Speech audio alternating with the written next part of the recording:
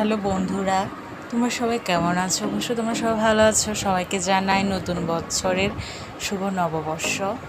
সবার দিনকাল কেমন যাচ্ছে? আর আমি আজকে সাজুগুজু করে রেডি হয়ে চলে যাচ্ছি আমার মেজো জেঠুর বাসায়। আজকে তো বিয়ের পর তো একটা লম্বা নিমন্ত্রণ থাকে সবার কাছ থেকে। তো আজকে আমি চলে যাচ্ছি আমার মেজো জেঠুর বাসায়। আর আমার জামাইকে নিয়ে একটা ছবি তুলছি। আসলে সে ছবিই তুলতে চায় না, এত অধৈর্য। অনেক কষ্ট করে তার সাথে একটা ভিডিও নিলাম।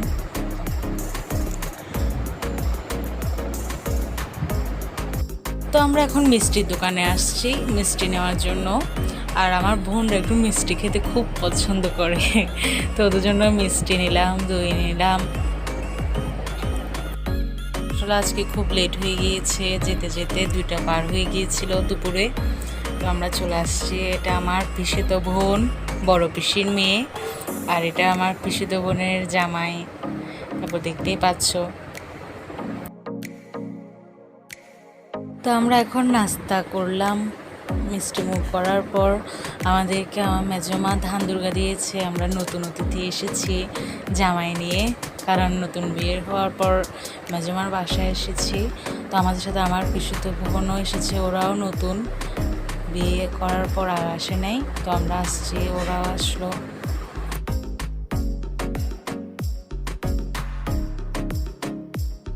থেকে বিয়ের পরে জামাইদেরকে গিফট দেওয়া হয়েছে। এই যে গিফট দেওয়া হলো সবাইকে। আসলে একটা আনন্দ, বিয়ের পরে জামাইরা বোর বাড়িতে, বাপের বাড়িতে আর কি সবাই কত আনন্দ পায়, কিন্তু মেয়েরাও আসলে পায়। আমিও আমার শ্বশুর বাড়ি থেকে অনেক আদর আপ্যায়ন ভালোবাসা পেয়েছি সবার কাছ থেকে। তো এখন আমরা খেতে বসলাম।